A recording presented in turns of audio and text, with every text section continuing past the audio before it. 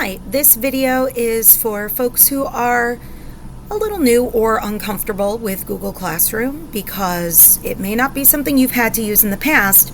However, since Synergy's grading system ties so nicely into Google Classroom, it may be beneficial for you to understand how to archive and create new Google Classrooms so that you're able to take advantage of the grading potential that it has. This is my current Google Classroom, and it has my classes from last year.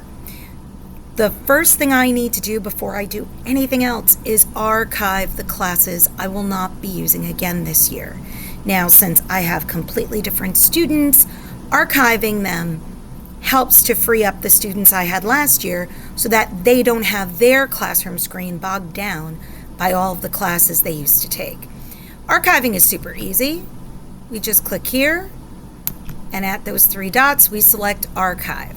Now, you'll notice it's giving me the option to archive multiple classes. So I absolutely can and should do that. I'm not going to archive Youth Against Cancer because that's something that I'm going to continue using this year with the same resources and materials. I will simply edit the students who are in that group to eliminate those kids who have graduated to the high school. So I have now moved those to the archive. Now please note, when you have a Google Classroom that does not belong to you, you cannot archive it. The best you can do really is move it so that it is at the end of your list and doesn't take up the space that you might want for other things. Now, I have a classroom here that I designed, but I'm not going to use.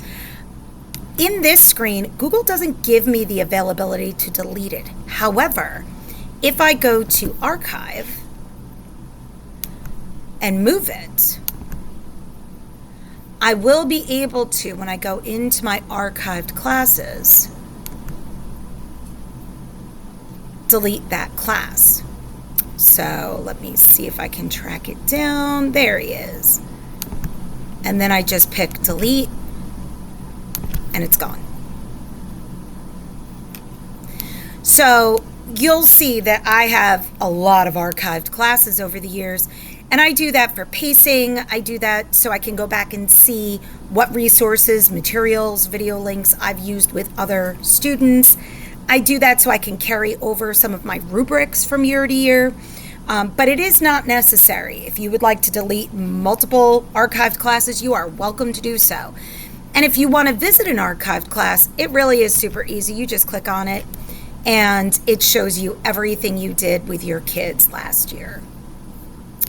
So with that being said, there will be a separate video on how to create new Google classes. They're super easy to use, and like I said, it's going to make life a lot easier in terms of grading because the grades will directly populate into Synergy without any extra steps on your part. So that sounds pretty good to me. If you have any questions about archiving old Google Classrooms, please feel free to reach out. I'm in room 122.